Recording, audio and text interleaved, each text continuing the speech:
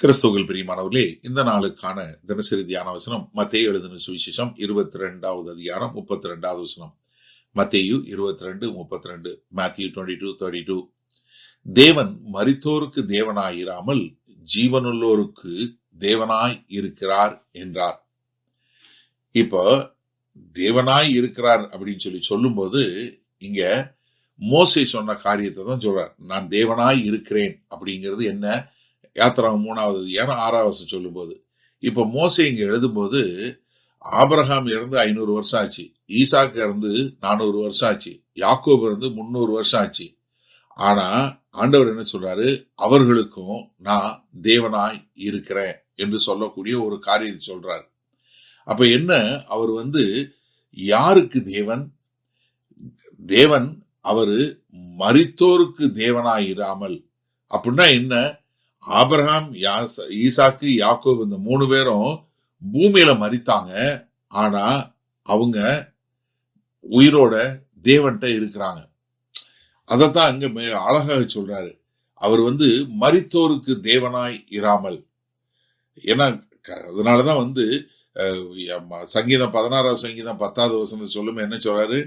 கர்த்தர் தன்னுடைய பரிசுத்தருடைய அழிவை காண விட்டார் என்று சொல்லக்கூடியதாக.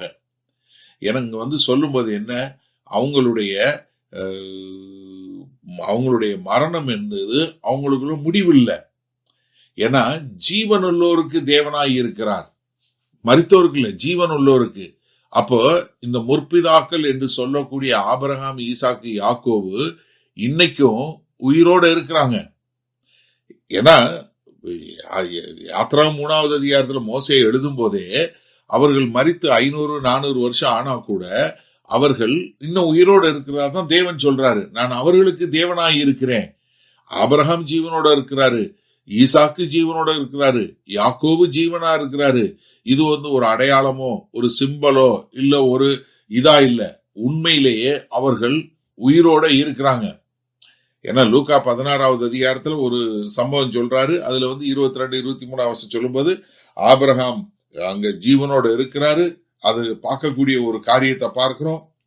அதே மாதிரி மத்தேயு 17வது அதிகாரம் 3வது வசனத்துல பார்க்கிறோம், மோசேயும் எலியாவும் அங்க இயேசு கிறிஸ்துவோடு மறுரூப மலையில பேசக்கூடிய ஒரு காரியத்தை பார்க்கிறோம். அப்ப என்ன, இவர் மரித்தோருக்கான தேவன் இல்ல, அவர் ஜீவனுள்ளோருக்காய் தேவனாய் இருக்கிறார். அப்போ தேவனுக்குள், கர்த்தருக்குள் மரிக்கிறவர்கள் அவங்க இந்த பூமியை விட்டு தேவனோட இருக்கிறாங்க. ஆனா அவர்கள் ஜீவனோட இருக்கிறாங்க, அவர்கள் ஜீவிக்க கூடியவங்களா இருக்கிறாங்க, உயிரோட இருக்கக்கூடியவங்களா இருக்கிறாங்க, அவங்க மரித்து போகல. அதனாலதான் இங்க அவர் கர்த்தராகிய இயேசு கிறிஸ்து ரொம்ப அழகா என்ன சொல்றாரு?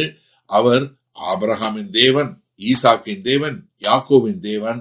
அவரு என்ன, அவர் மரித்தவர்களுக்கான தேவன் இல்ல, அவர் ஜீவனுள்ளவருக்கு தேவன். அதனால ஆபிரகாம், யாக்கோபு, ஈசாக்கு எல்லாருமே தேவனாக அவங்க ஜீவனோட இருக்கிறாங்க. அதனால உயிர்த்தெழுதல் நிச்சயம். சரி, இதனால இந்த வசனத்தை நம்ம எப்படி எடுத்துக்கொள்ளுது? நீங்க ஒரு நிமிஷம் தயவு செஞ்சு இது நல்லா புரிஞ்சு கொள்ளுங்க. ஏன்னா ஒரு சிலருக்கு இந்த உயிர்த்தெழுதலை குறிச்சு இன்னும் ஒரு முழுமையான எண்ணம் இல்லைன்னா நான் சொல்றத கேளுங்க. இப்ப ஆண்டவர் என்ன சொல்றாரு? நான் ஆபிரகாமின் தேவன் சொல்றாரு. அதே சமயத்துல தேவன் யாருக்கு தேவனா இருக்க முடியாது? மரித்தவர்களுக்கு தேவனாய் இருக்க முடியாது. அவர் ஜீவனுள்ளவர் தான் தேவனாய் இருக்கிறாரு. இப்ப ஆபிரகாமுக்கு தேவன்கிறாரு, மரிச்சவருக்கு தேவனா இருக்க முடியாது. அப்படின்னா என்ன அர்த்தம்? ஆபிரகாம் ஜீவனோட இருக்கிறாரு. அப்போ ஆபிரகாம் ஜீவனோட இருக்கிறார்னா உயிர்த்தெழுதல் நிச்சயம். இத கொஞ்சம் தயவு செய்து நன்றாக புரிஞ்சு கொள்ளுங்க. ஏன்னா ஒரு சிலர் இதை குழப்பக்கூடிய காரியம் இருக்கு. அதனாலதான் நான் மறுபடியும் இத சீக்வன்ஸ் சொல்றேன். தேவன் உயிருள்ளோருக்கு தேவன், ஆபிரகாம் மரிச்சு போயிட்டாரு, ஆனா ஆபிரகாமுக்கு தேவன்றாரு. அப்படின்னா என்ன அர்த்தம்? ஆபிரகாம் தேவனோட உயிரோட இருக்கிறாரு.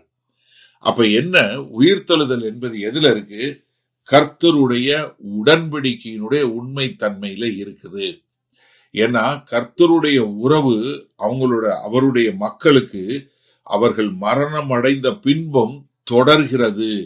இதுதான் வேதவசனம் நமக்கு ரொம்ப அழகா, நேர்த்தியாக, வல்லமையாக, அதிகாரத்தோடு சொல்லக்கூடிய ஒரு காரியம்.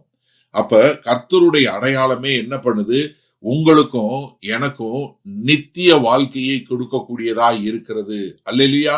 அப்ப அதனால நீங்க எனக்கு அருமையானவர்களே, நீங்க நன்றாக புரிஞ்சு கொள்ளுங்க, நம்முடைய உறவு மரணத்திற்கு பின்பும் தேவனோடு தொடரும். ஏன்னா அவர் உயிர்த்தெழுந்த தேவனாய் இருக்கிறார். அது மாத்திரமல்ல, அவர்தான் நித்திய ஜீவன் கொடுக்கக்கூடிய ஒரு தேவனாய் இருக்கிறார்.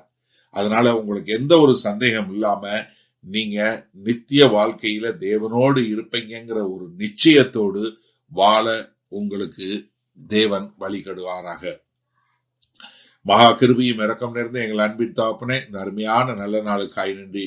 இதோ இந்த நாளிலும் ஆண்டவரே, இதோ யாராவது இந்த உயிர்த்தெழுதலை குறித்த சந்தேகம் இருந்ததுன்னா இன்றைக்கு அவர்களுக்கு பூரண விடுதலையை கொடுத்து அவர்களும் உயிர்த்தெழுதலில் காணப்படுவார்கள் என்று காண எங்கள் தேவன் கிருபை பாராட்ட வேண்டுமாய் இயேசு கிறிஸ்துவின் மூலம் ஜெபிக்கிறோம் வல்ல பிதாவே, ஆமேன். கர்த்தர் உங்களை ஆசீர்வதிப்பாராக. நாம் இன்று மாலை மன்னால சந்திப்போம்.